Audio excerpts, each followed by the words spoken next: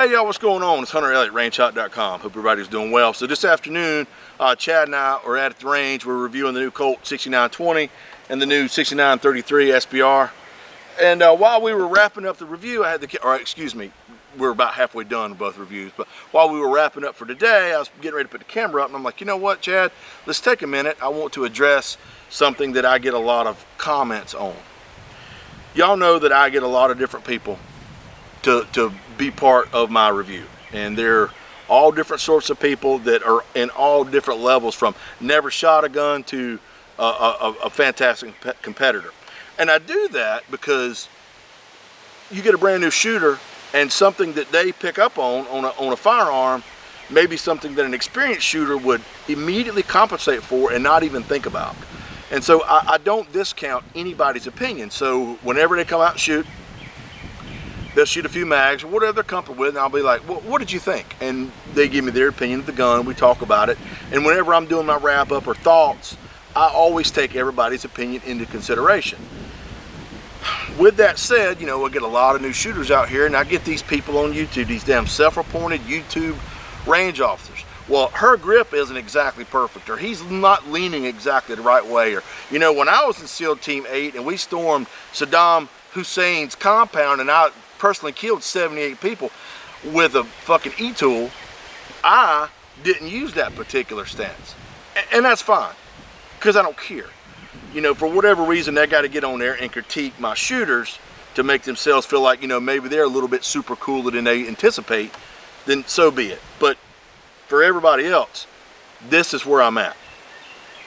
Obviously, like I said, we do use a lot of new shooters, or shooters that are new to the sport, or maybe new to handguns or that sort of thing. And while we do go through, you know, the very basic firearm class, and we make sure everybody is safe and they understand sight alignment, sight picture, trigger control, breath control, stance, all that good stuff, we do not take the next, you know, 5 years and 15,000 rounds to get them infinitely proficient in that particular test gun before we film. And so, yes, there are people that I use that maybe their stance isn't completely perfect, or their grip isn't how some people like it, and they take that opportunity to jump onto YouTube and here again become this self-appointed RO and attempt to chastise these people that are good enough to come out and take their time and their effort to shoot these test guns and then give me feedback. So keep in mind, look here, y'all, nobody was born an expert at nothing. All these people that get on there and they talk about how badass awesome they are, well, I guarantee you, when their little baby feet hit the ground for the first time, they didn't run up to the first stage on a steel match and win, okay? We all started as neophytes. So when you're attempting to critique someone, you know, I'm all about helping somebody else out, but you know, have a little tact.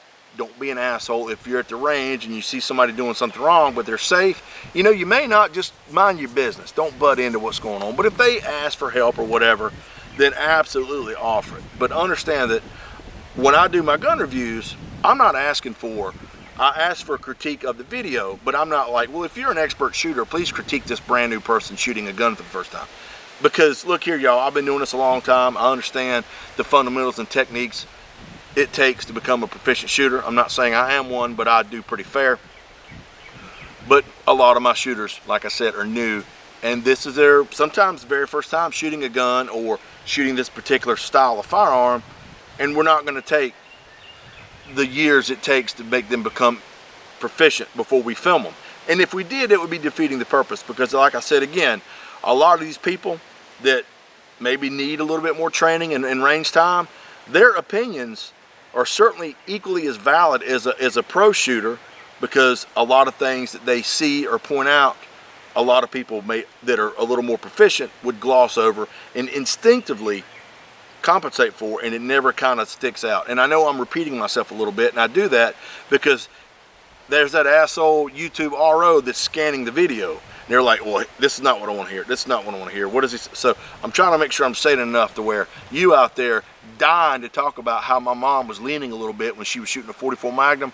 Well, when your mom is 77 years old and she's out here banging steel with a 44, turn the camera on there and show me how it's done there, big dog. Until then, understand that, you know, these people are out here, they're shooting these test guns and I'm rambling and Chad's laughing, and it's just it makes me ill a little bit, but I'm gonna dial it back. So anyway, we got a couple really good reviews coming out. We're gonna finish some. We're going to the range tomorrow. We got several colt reviews we're finishing up on the 6933 and the new 6920 and that sort of thing. And this is the good Lord telling me it's time to shut up, Hunter, because it's starting to rain. So anyway, that's my thoughts on the different people that I've got shooting in the videos. Let me know what you think, good, bad, right, or wrong. I appreciate all y'all's time. I want you to take care of yourselves and each other. Look forward to seeing you at the range.